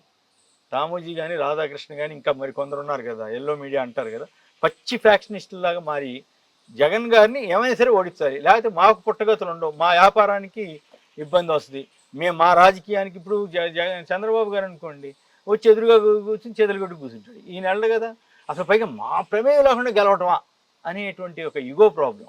ఆ 4 ఏళ్ళు 5 ఏళ్ళు అట్లాగే చేశారు. చిన్న ఘటన జరిగిందనుకోండి, వెంటనే ఒకడికి వైసీపీ రంగేసి వైసీపీ కార్యకర్త దాడి అంటాడు, వైసీపీ దౌర్జన్యాలు అని రాస్తాడు. ఇప్పుడు ఒక పోలీసు వెళ్ళి వైసీపీ ఎమ్మెల్యే ఇంట్లో దాడి చేస్తే చివరికి వాళ్ళు సీసీ కెమెరాలు కూడా పగలగొట్టే సన్నివేశాలు వస్తే ఒకటేస్తున్నారా? ఒక్కడంటే ఒకటి వేయట్లేదు చూడండి ఎక్కడ. అప్పుడు ఈడ్చి కొట్టింది ఈసీ అని రాశారు, వాళ్ళని వీళ్ళే ట్రాన్స్ఫర్ చేయించారు, వీళ్ళే రాశారు. ఇప్పుడు హింసకు బాధ్యులైన ఆఫీసర్లు బదిలీ అంట. ఎవరు హింసకు బాధ్యులైన ఆఫీసర్లు? వీళ్ళే కదా రాసింది. వాళ్ళు కావాలని పురంధరేశ్వరి గారే కదా అడిగింది, ఫలానా వాళ్ళని ఏంటి అన్నది. ఇప్పుడు ఎలక్షన్ కమిషనే ఫెయిల్యూర్ కదా, ఎలక్షన్ కమిషనే ఒత్తిడికి లొంగింది కదా. ఇవన్నీ కూడా నేను ఆ పత్రికలు రాసిన రోతరాతలకి ఎగ్జాంపుల్స్గా చెప్పాను. కాబట్టి ఖచ్చితంగా జగన్ గారు అలా పిలిపివ్వడంలో ఏమాత్రం తప్పు లేదు. నేను నాకు అకాడమీ చైర్మన్ పదవి వదులుకుని మళ్ళీ సాక్షిలో నా ప్రోగ్రాం ఇచ్చేసి రివైవ్ చేసి ప్రతిరోజు వాళ్ళ అబద్ధాల కోటలు నేను బద్దలు కొడతానని చెప్పి 4 నెలలుగా విపరీతంగా వాళ్ళ అబద్ధాలన్నీ వరుసనేది, వాళ్ళ అబద్ధాలు నిజాలు ఇవి నిజం అని చెప్పడానికి నేను ప్రయత్నం చేశాను. అంత మాత్రం చేత అంత అయిపోద్దని నేను అంటలా. కానీ నాకు అంత ఆవేశం వచ్చింది. ఏమిటి పత్రిక జర్నలిజం ఇంత నీచంగా మారకూడదు, పత్రికల్లో విమర్శలు చేయండి తప్పు కాదు, గవర్నమెంట్ లోపాలు ఎత్తుపండి తప్పు కాదు, కానీ వేషపూరితంగా వార్తలు రాయకూడదు అన్నది జర్నలిజం ప్రథమ సూత్రం. అంతేకాకుండా నీ వ్యాపారం కోసం జర్నలిజాన్ని అడ్డు పెట్టుకోకూడదు అనేది ఇంకో సూత్రం. ఇవన్నిటినీ ఉల్లంఘించి ఇవన్నిటినీ గాలిలో వదిలేసి ఒక రాజకీయ పార్టీని భుజాన వేసుకుని, పోనీ రాజకీయ పార్టీని భుజాన వేసుకొని నేను తప్పు పట్టను, నువ్వు శుభ్రంగా వేసేసుకో, పైన ఫస్ట్ అనౌన్స్ చేసి ఎస్ వీఆర్ ఫర్ తెలుగుదేశం అని. నువ్వు ఇక్కడేమో కాంగ్రెస్కి భయం చేస్తావు, అక్కడేమో తెలుగుదేశానికి మోస్తావు, ఇక్కడ అవసరమైతే కేసీఆర్ని మోస్తావు, అక్కడేమో చంద్రబాబుని మోస్తావు. ఏంది ఇది? అరాచకం కదా, ఇది ఒక పద్ధతి పాడు లేదు కదా. కాబట్టి ఇవన్నీ చూసిన తర్వాత జగన్ గారు ఆ మాట అనటంలో తప్పు లేదు. వాళ్ళు నిజంగానే దుష్ట చతుష్టయం మాదిరిగానే వ్యవహరించారు. నేనైతే ఒక అడుగు ముందుకేసి పచ్చి ఫ్యాక్షనిస్టుల మాదిరిగా వ్యవహరించారు. మరి ప్రజాభిప్రాయాన్ని కృత్రిమ వాతావరణం ద్వారా మార్చాలనేటువంటి ఒక ప్రయత్నం జరిగింది. ఆ ప్రయత్నం సఫలమైందా లేదా అన్నది రేపు 4వ తారీఖు తెలిసి. నేనైతే ఇప్పుడు మనం మహిళలు వీళ్ళందరూ వచ్చిన నేపథ్యంలో పేద వర్గాలంతా స్పందించిన తీరు చూస్తే ఖచ్చితంగా వాళ్ళు అనుకున్న రిజల్ట్ రాదని, జగన్ గారు చెప్పినట్టుగా 150 సీట్లు ఆయన వస్తాయని చెప్పాడు. ఆ ధైర్యంతో చెప్పుంటాడని నేను. సార్ ఫైనల్గా రేవంత్ ఇక్కడ సీఎం, తెలంగాణ సీఎం రేవంత్ పదే చెప్తున్నారు, మీరు అయితే చిన్న దగ్గరికి వెళ్ళి చూసినారు కాబట్టి అడుగుతున్నా, చంద్రబాబును గురువు అంటే కొన్ని బూతులు కూడా చంద్రబాబు ముడ్డి మీద అన్నాడు కదా. అది ఏం సార్ నిజంగా చంద్రబాబుతో అది రేవంత్ ఆ మాట అని ఉండాల్సింది కాదు. 1, 2 చంద్రబాబు గారిని ఇప్పుడు సహచరుడు అంటున్నాడు. అవును, సహచరులు ఎవరైనా ఆయన తరఫున మోటార్లు తీసుకెళ్ళి ఎమ్మెల్యేని కొనడానికి వెళ్తారా? ఎమ్మెల్యేని కొనడానికి వెళ్ళి ఓటుకు నోటు కేసులో పట్టుబడిపోయాడు కదా. మరి అప్పుడు వాస్తవాలు చెప్పాలి కదా. ఆ డబ్బు ఎవరు పంపించారో ఈయన చెప్పాడా? గురువు కాబట్టే చెప్పలేదు. ఆయనకి ఎక్కడ ఇబ్బంది వస్తుందనో చెప్పలేదు, అంతే కదా. తర్వాత ఈయన ఇంట్లో పెళ్ళప్పుడు ఆయన అన్ని దగ్గర ఉండి చూసుకున్నాడు కాబట్టి ఇప్పుడు సత్సంబంధాలు ఉండటం తప్పు కాదు, వాళ్ళ ఇష్టం ఉండొచ్చు, తప్పేం కాదు. కానీ జనమందరి దృష్టిలో రేవంత్ రెడ్డి గారు ఒప్పుకోకపోయినా ఆయన గురువే, ఈయన శిష్యుడే. చంద్రబాబు గారు ఎట్లా మ్యానిపులేషన్ చేయాలని చూశారో రేవంత్ రెడ్డి గారు కూడా ఆ దిశలోనే వెళ్తున్నాడేమో అనేటువంటి అభిప్రాయం ప్రజల్లో ఏర్పడతా ఉంది. ఉదాహరణకి రైతులకి రుణమాఫీ చేస్తానని అక్కడ ఆయన హామీ ఇచ్చాడు. కాకపోతే ఆయన హామీకి అనంతం ఆకాశమే హద్దుగా ఇచ్చాడు ఆయన. ఎంత ఉంటే అంత. అసలు మీ రైతుల భార్యల మెడల్లో ఉన్న బంగారం బ్యాంకుల్లో పెట్టుంటే ఆ డబ్బు అది కూడా విడిపించి తీసుకొచ్చి ఇస్తానని చెప్పాడు ఆయన. ఈయన మీరు లోన్లు తీసుకోండి నేను కడతానని చెప్పాడు ఈయన. ఆ మాట ఆయన కూడా అన్నాడు. సో వీళ్ళిద్దరిని గురు శిష్యులనికి ఏమంటాం. తర్వాత ఆయన రైతు సాధికారిక కమిటీ అని ఆయన పెట్టాడు. ఎవరు? చంద్రబాబు గారు. చేయలేకపోయాడు. ఈయన రైతు రుణమాఫీ కార్పొరేషన్, రైతు రుణ కార్పొరేషన్ అనేది ఫార్మర్ వెల్ఫేర్ కార్పొరేషన్ అనేది పెడతానంటున్నాడు కేవలం రుణమాఫీ కోసం. దీనికి లోన్లు అంత తేలిగ్గా వస్తాయని అనుకో. ఇప్పుడు రుణమాఫీ అన్నదాన్ని సాధ్యాసాధ్యాలు వీళ్ళే చెబుతూ వచ్చారు కదా. కేసీఆర్ గారి ప్రభుత్వం అప్పులు పాలైపోయింది, ఇన్ని అప్పులు చేసింది అయినప్పుడు కూడా నువ్వు ఇన్ని హామీలు ఎట్లా ఇచ్చావు? ఇంటింటికి ప్రతి గృహిణికి 2,500 ఇస్తానని చెప్పావే, ఎట్లా ఇస్తావు చెప్పు? ప్రతి దళితుడికి 10 లక్షలే ఇచ్చాడు కేసీఆర్, నేను వస్తే 12 లక్షలు ఇస్తానని చెప్పారా లేదా? మొత్తం ఈ మెయిన్ మేనిఫెస్టో కాకుండా డిక్లరేషన్ తీయండి, ఎస్సీ బీసీ ఇవన్నీ డిక్లరేషన్స్ ఉన్నాయి కదా. ఎవరు అడిగితే వాళ్ళు ఆకాశం హద్దుగా వీళ్ళు కూడా ఇచ్చారు కదా. అచ్చంగా చంద్రబాబు గారికి చేశారు కదా. ఈయన పీసీ ప్రెసిడెంట్, చంద్రబాబు గారు టీడీపీ ప్రెసిడెంట్. వీళ్ళిద్దరూ మరి ఆయనకి సాయం చేశాడని గొప్పగా చెప్పుకున్నారు కదా. చివరికి చంద్రబాబు గారు జైల్లో అవినీతి కేసులు ఇరుక్కుంటే నువ్వు బాధపడ్డావు కదా. నువ్వు రాజకీయంగా నీ ప్రత్యర్థి నువ్వు అనుకోలేదే. నువ్వెందుకు అనుకోలేదు? నీ గురువు కాబట్టి అనుకోలేదని అంటే కాదని ఎట్లా అంటాం? అయినప్పటికి కూడా గురువైనా కాకపోయినా దాన్ని కూడా సౌమ్యంగా చెప్పుండొచ్చు. ఆయనకి ఎంత కోపం ఇస్తుందంటే, నన్ను చంద్రబాబుకి శిష్యుడంటే తనకి పరపతి పోతోందని, తన ప్రతిష్ట దెబ్బతింటోందని, జనంలో తన మీద ఒక తేలిక భావం ఏర్పడుతుందనే ఒక ఏమంటారు ఇన్ఫీరియారిటీ కాంప్లెక్స్కి వెళ్ళాడేమో నాకు అనిపించింది. నిజానికి రేవంత్ రెడ్డి ఎదుగుదల నాకు అతను రాజకీయంగా అడుగులేయడం మొదలెప్పటి నుంచి చూస్తూ వచ్చా. తెలివైనవాడు, వాగ్దాటం ఉంది, వ్యూహాలు కూడా తెలిసినవాడు, దాంట్లో నాకేమి సందేహం లేదు. అయితే ఈ మ్యానిపులేషన్స్లో చంద్రబాబు గారిని అనుసరిస్తున్నాడేమో అన్న డౌటు నాకు కూడా వస్తుంది. నేను ఆయన తెలివిగా మల్కాజిగిరి ఎంపీ అవటం ఆయనకి మలుపు. తర్వాత ఢిల్లీలో మొత్తం మీద అధిష్టానాన్ని జాగ్రత్తగా తన దీంట్లో తెచ్చుకుని తర్వాత పీసీ ప్రెసిడెంట్ అవుతాం. అప్పుడు నేను ఒక ఆర్టికల్ కూడా రాశాను. నాతోటి మొదట్లో అనేవాడు, నేను ఎప్పుడు కానీ సీఎం అవుతాను శ్రీనివాస గారు అనేవాడు. ఎట్లా అంటే ఏదో కబుర్లు చెప్తా ఉండేవాడు. అప్పటికి ఇంకా ఉమ్మడి రాష్ట్రమే. నేను పీసీ ప్రెసిడెంట్ అయినప్పుడు నేను ఒక ఆర్టికల్ రాశా గ్రేటర్ ఆంధ్రలో. ఒక అడుగు దూరంలోకి వచ్చేసాడని, సీఎం పోస్ట్కి ఒక అడుగు దూరంలోకి వచ్చాడు. నిజంగానే జరిగింది. అతని అదృష్టం అనాలా, కష్టం అనాలా, ఏదన్నా అనుకోవచ్చు. అయితే అది ఒక ఆస్పెక్ట్. కానీ చంద్రబాబుతోటి తనకి సత్సంబంధాలు ఉన్న విషయాన్ని ఇప్పుడు కప్పిపుచ్చాలని చూస్తున్నాడు. చంద్రబాబు కోసమే చంద్రబాబు గారిని గెలిపించడం కోసం ఏదైనా ఉపయోగపడాలని ఉద్దేశంతో షర్మిల గారిని అక్కడ పంపించాడు రేవంత్ రెడ్డి గారు. అవునన్నా కాదన్నా? ఆవిడ ఇక్కడ ఉంటానంటే ఇక్కడ ఉండొద్దని చెప్పి తరిమేశాడా, లేకపోతే అండర్స్టాండింగ్ వచ్చి పంపించాడా, అది వేరే విషయం. సో మరి ఎవరి కోసం చేసినట్టు? గురువు కోసం చేసినట్టే కదా. నీకేమిటి సంబంధం? బీజేపీతో పొత్తు పెట్టుకున్న తర్వాత కూడా ఇప్పుడు ఇవాళ నమస్తే తెలంగాణలో ఒక ఇంట్రెస్టింగ్ వార్త వచ్చింది. తెలంగాణ ప్రభుత్వ పెద్దల సహకారంతో ఇక్కడ ఏదో ముసలోడు అని అంటారంట, ఓల్డ్ ఏదో ఉంటుందంట బ్రాండ్ పేరు, దానికి తెలుగులో వాళ్ళు ముసలోడు అని పెట్టారు. ఎవరు? నమస్తే తెలంగాణలో ఓల్డ్ మాంక్ ఏదో అది అంత కాస్ట్లీ కాదు. తెలంగాణలో అదేదో మద్యం, నాకు ఆ పేర్లు గుర్తుండి సాగు, ముసలోడు మద్యం పంపించారని చెప్పి చమత్కారంగా నమస్తే తెలంగాణ పత్రికలో ఒక వార్త వచ్చింది. అది తెలంగాణ ప్రభుత్వ పెద్దలు అంటే ఎవరు? ఈయనో లేకపోతే ఈయన మనుషులు అయి ఉండాలి కదా. వీళ్ళ సహకారంతో ఇక్కడి నుంచి సరిహద్దు జిల్లాల్లోకి ఎలక్షన్లప్పుడు మద్యం పంపించారంట.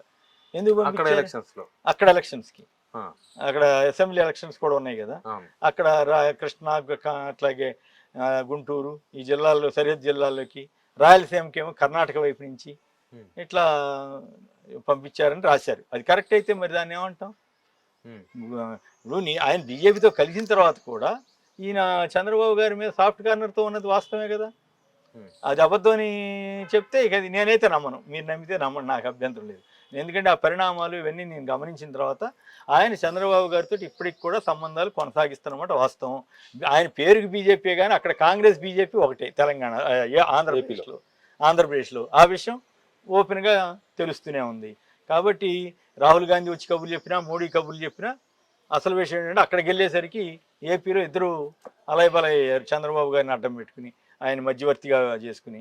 సో కాబట్టి ఈ నేపథ్యంలో రేవంత్ రెడ్డి గారు అట్లా అంత సీరియస్గా అని ఉండాల్సింది కాదు. గురువు కాదులేబ్బా మేమంతా ఏదో ఆయన అంటే నాకు గౌరవం అన్నంత వరకు ఓకే.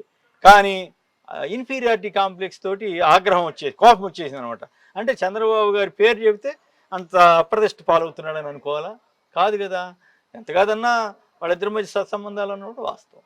సార్ తెలంగాణ పాలన ఇప్పుడు 5 నెలల 6 నెలల కాంగ్రెస్ మీ కామెంట్ ఏంటి? అంటే ఇంకా ప్రభుత్వం గాడిన పడినట్లు నాకు అనిపించదు. ప్రభుత్వం పనిచేస్తోంది గట్టిగా అనే ఫీలింగ్ ఇంకా జనంలో రావటం లేదు. దానికి కారణం ఒక్కటి మాత్రం వాస్తవం. ఏది ఆ బస్సుల్లో ఫ్రీ ఇచ్చాడు కదా, ఫ్రీ ట్రావెలింగ్ ఇచ్చాడు కదా మహిళలకి. అది అంతవరకు అమలు చేసింది ఒప్పుకోవాల్సిందే. మరి గ్యాస్ సిలిండర్లు ఇచ్చారంటున్నారు, ఎంతమందికి వస్తుందో. అట్లాగే విద్యుత్ ఏదో 200 యూనిట్లు ఫ్రీ అన్నారు, కానీ అదేం ఇంకా ఇంపాక్ట్ చూపించేంతగా నాకైతే కనపడలేదు. ఇంకా మిగతా ఏమి ప్రధానమైన హామీలు ఏమి నెరవేర్చలేదు. పైగా వాటిలో చాలా వరకు ఆచరణ సాధ్యం కానివే ఉన్నాయి. దానికి తోడు ఇప్పుడు వడ్లకి బోనస్, పంటలకి 500 రూపాయల బోనస్ అన్నారు, అది ఇవ్వలేకపోయారు. సో ఇట్లా ఈ సరే ఈ వడ్ల కొనుగోలు, ఈ ఆ గొడవలు ఎప్పుడు నడుస్తూనే ఉంటాయి కదా. రైతు భరోసా నిధులు ఇవ్వడానికి చాలా టైం పట్టింది. ఈ రుణమాఫీ అనేది చాలా ఆగస్టులోకి ఇస్తానంటున్నాడు, కానీ మరి ఎంతవరకు సాధ్యం అనేది నాకు అనుమానమే. ఎందుకంటే గతంలో చంద్రబాబు గారి అనుభవం చూసిన తర్వాత ఇక్కడంత తేలిగ్గా అవుతుందని నేను అనుకొని ఇవాళే ఒక వార్త చూశాను. ఎక్కడ కాలేజీలలో ఫీజు రీయింబర్స్మెంట్ కింద వాళ్ళకి రావాల్సిన 6,500 కోట్లు బకాయిందట. మరి ఇవన్నీ ఆపేస్తే అప్పుడు ఏమైనా ఇవ్వగలుగుతాడేమో. మరి ఇప్పుడు వాళ్ళు ఏమవ్వాలి? ఇవన్నీ ఒకదానికొకటి లింక్ ఉన్నటువంటి సబ్జెక్ట్స్. ఇప్పుడు ఆర్టీసీ బస్సులో ఫ్రీ రైడ్ ఇచ్చాడు లేడీస్కి, కానీ ఏమైంది? కొన్ని లక్షల మంది ఆటో వాళ్ళు సఫర్ అవుతున్నారు. ఈవెన్ మెట్రో ఆయన కూడా అనౌన్స్ చేశాడు, ఈ ఫ్రీ బస్సు మేము అమ్మేస్తాం అన్నాడు. సో అది పొలిటికల్ స్టేట్మెంటా లేదా ఇంకోటా అనేది వేరే విషయం. ఆ కారణాలు వాళ్ళిద్దరికే తెలియాలి, రేవంత్ గారికి ఎల్ఎన్టీ వాళ్ళకి. సో ఇవన్నీ కూడా తర్వాత ఫార్మాసిటీ రద్దు చేస్తానని చెప్పటం, పోనీ రద్దు చేసి ఆల్టర్నేటివ్ ఏంటో సరిగా ప్రపోజ్ చేయకపోవటం. సో ఇట్లాంటి కొన్ని పొరపాట్లు జరుగుతూ ఉన్నాయి. బట్ బేసిక్గా వ్యక్తిగతంగా అతని మీద ఎక్కడ ఇంకా పెద్ద మేజర్ క్రిటిసిజమో స్కామ్స్ అనో ఇవేమీ రాలేదు. అయితే ప్రధానమంత్రి వచ్చి RR ట్యాక్స్ అని, RRR ట్యాక్స్ అని ఇట్లాంటి ఆరోపణ చేశారు, కానీ వాటికి సంబంధించి ఇంకా పూర్తి స్థాయిలో కాంగ్రెస్లోనే ఇప్పుడు రేపు ఈ ఎలక్షన్స్లో కాంగ్రెస్ కనుక 8 స్థానాలకి తక్కువ వస్తే అప్పుడు రేవంత్ రెడ్డి గారికి కాస్త ఇబ్బందిగా ఉంటుంది. ప్లస్ మహబూబ్నగర్ లోక్సభ, మల్కాజిగిరి లోక్సభ, ఈ 2 చోట్ల గెలిస్తే రేవంత్కి ఎదురుండదు. ఒకవేళ ఓడిపోతే మాత్రం పార్టీలోనే ఇంటర్నల్గా ప్రాబ్లమ్స్ మొదలవుతాయి. అయితే రేవంత్ రెడ్డి సక్సెస్ఫుల్గా మేనేజ్ చేయగలుగుతున్నాడు అనేది అర్థమవుతుంది. ఎందుకంటే పెద్ద వాళ్ళందరినీ కూడా తన లైన్లో తెచ్చుకున్నాడు. ఎలక్షన్స్ ముందు కోమటిరెడ్డి వాళ్ళ మధ్య ఎంత తగాదా జరిగిందో మనం చూసాం కదా, అంతవరకు సక్సెస్ అయ్యాడు. So is a successful manager. But successful administrator కాదని తేలటానికి ఇంకా టైం. సార్ బీఆర్ఎస్ స్టేటస్ మీరు ఎట్లా చూస్తారు? లోక్సభ ఎలక్షన్స్ తర్వాత బీఆర్ఎస్ ఉండదు అని కొంతమంది అంటున్నారు, బీఆర్ఎస్ కాంగ్రెస్లో విలీనమవుతాయని కొందరు అంటున్నారు, బీజేపీ మొత్తం బీఆర్ఎస్నే కాన్సన్ట్రేషన్ చేస్తుంది, మింగేస్తుంది అని కొంతమంది అంటున్నారు. మీరు చాలా ఎలక్షన్స్ చాలా పార్టీలను చూసిండ్రు, ఇప్పుడు ఏమనిపిస్తుంది ఇక్కడ? అంటే రాజకీయాల్లో ఏమైనా జరగవచ్చు. ఒకటి, కేసీఆర్ తన స్వయంకృత అపరాధం. ఆయన 34 మంది ఎమ్మెల్యేలు మార్చుంటే బహుశా ఆయనే వచ్చిండేవాడు అన్నది నా అభిప్రాయం కూడా, చాలామంది అభిప్రాయం కూడా. అహంకారంతో దెబ్బతిన్నాడు అనేది నాకున్నటువంటి స్పష్టమైన అభిప్రాయం. నేను ఆర్టికల్స్ రాశాను, ఎవరిని అడిగితే కూడా ఇదే చెప్పాను. నాకేం అభిప్రాయంలో మార్పు లేదు. 2, ఒక్కసారి చూడండి, 39 మంది ఎమ్మెల్యేలు అంటే చాలా స్ట్రాంగ్ ఫోర్స్ కింద లెక్క. అంతమంది ఎమ్మెల్యేలు ఉన్నటువంటి టీఆర్ఎస్ని బీఆర్ఎస్గా మార్చడమే అంత తెలివైన చర్య కాదు. ఈయన దేశాన్ని వెళ్తాను అని ఉత్సాహంగా వెళ్ళటం ఆటోమేటిక్ ఛాయిస్ అవ్వాలి తప్ప ఆయన ప్రయత్నం చేయడం తప్పు కాదు. కానీ ఆ టీఆర్ఎస్ పేరు మీదైనా ఉండొచ్చు. భారత రాష్ట్ర సమితిని దేశం అంతా ఎక్కడ విస్తరిస్తాడు? అది ఒక రాంగ్ స్టెప్ వేశాడు. అయితే ఆయన హైదరాబాదు డెవలప్మెంట్ వీటిల్లో వరకు బాగా చేశాడు అన్నది వాస్తవం. మనం దేనికదే ఉన్నంతలో బాగా, లోటుపాట్లు లేవని కాదు, ఉంటాయి. గవర్నమెంట్ని ముందుకు తీసుకెళ్ళాడు. కాళేశ్వరం ప్రాజెక్ట్ని ఆయన నా ఉద్దేశం అయితే టేకప్ చేసిన తర్వాత కట్టడం సక్సెస్ఫుల్గా కట్టాడు, కానీ అసలు టేకప్ చేయాల్సిన అవసరం లేదు. దాని బదులు ప్రాణహిత చేవళ్ళని తీసుకుని ఇంకా చిన్న బ్యారేజ్ కనుక పెట్టుకుని వెళ్ళుంటే ఇంత ఖర్చు అయ్యేది కాదు, ఇంత అప్పులు వచ్చేవి కాదు, ఆయనకి కూడా మంచి పేరు వచ్చేదేమో అని నాకు అనిపిస్తుంది. సరే, కాళేశ్వరం ప్రాజెక్ట్ కట్టినప్పుడు మంచి పేరు వచ్చింది, అప్పటికి ఈ లోటుపాట్లు ఇవన్నీ బయటపడలేదు కాబట్టి. కానీ ఇప్పుడు బయటపడుతున్న తర్వాత కొంత అప్రదిష్ట వస్తూ ఉంది. తర్వాత లిక్కర్ స్కామ్లో కవిత గారు అరెస్ట్ అవ్వడం కూడా ఇబ్బంది. ఈ పరిణామాలు ఉన్నప్పటికి కూడా ఎంపీ ఎలక్షన్స్లో ఇంతగా పడిపోయింది చూడండి. ఎలక్షన్ అయిపోయింది, వెంటనే దారిపోవడం మొదలుపెట్టారు. అంటే పార్టీకి గ్రౌండ్ లెవెల్ పునాది సరిగా లేదని దాని అర్థం. గ్రౌండ్ లెవెల్ పునాది సరిగా ఉన్నట్లయితే, క్యాడర్ బేస్డ్ పార్టీగా ఆయన గట్టిగా డెవలప్ చేస్తున్నట్టయితే ఆ సమస్య ఉండేది కాదు. ఎంతసేపు ఎదురు పార్టీ వాళ్ళ ఎమ్మెల్యేలని లాగేసి తను బలం పెంచుకోవడానికి ప్రయత్నం చేయటం, ఆ టైంలో ఏదో ఒక ఎమోషనల్ ఇష్యూ మీద నడిపేయటం, వీటి వల్ల వచ్చినటువంటి ఇబ్బంది. అయితే ఇప్పటికైనా సరే ఆయన క్యాడర్ బేస్డ్గా గట్టిగా సిద్ధాంతం లేకపోతే విధానాల మీద నిలబడే పార్టీగా ఈ 5 ఏళ్ళు కనుక పనిచేస్తే పార్టీ 5 ఏళ్ళు నిలబడితే అధికారం రావడానికి కూడా అవకాశం ఉందన్నది నా అభిప్రాయం.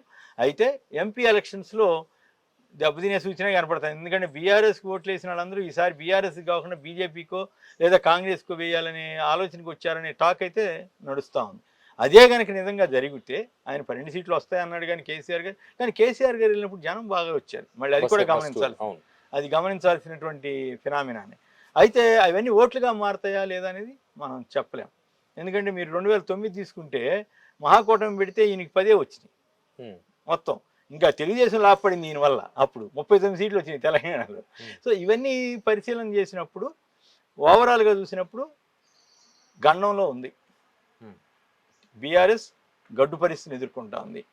దీన్ని ఎదుర్కోవాలంటే రాజకీయాలు ఎప్పుడైనా సరే ధైర్యంగా నిలబడి ముందుకు వెళితే, ఆయన ఈ 4 ఏళ్ళు హరీష్ రావు కేటీఆర్ని వాళ్ళని గట్టిగా పెట్టుకుని వాళ్ళతోటి అట్లాగే ఒక టీంని తయారు చేసుకుని ప్రతి జిల్లాలోనూ స్ట్రాంగ్ లీడర్షిప్ని డెవలప్ చేసుకుని క్యాడర్ని డెవలప్ చేసుకుని ముందుకెళ్తే 5 ఏళ్ల తర్వాత, ఎందుకంటే కాంగ్రెస్ పార్టీ ఇప్పుడు ఇచ్చిన హామీలు నెరవేర్చడంలో ఇబ్బంది ఎదుర్కొంటుంది.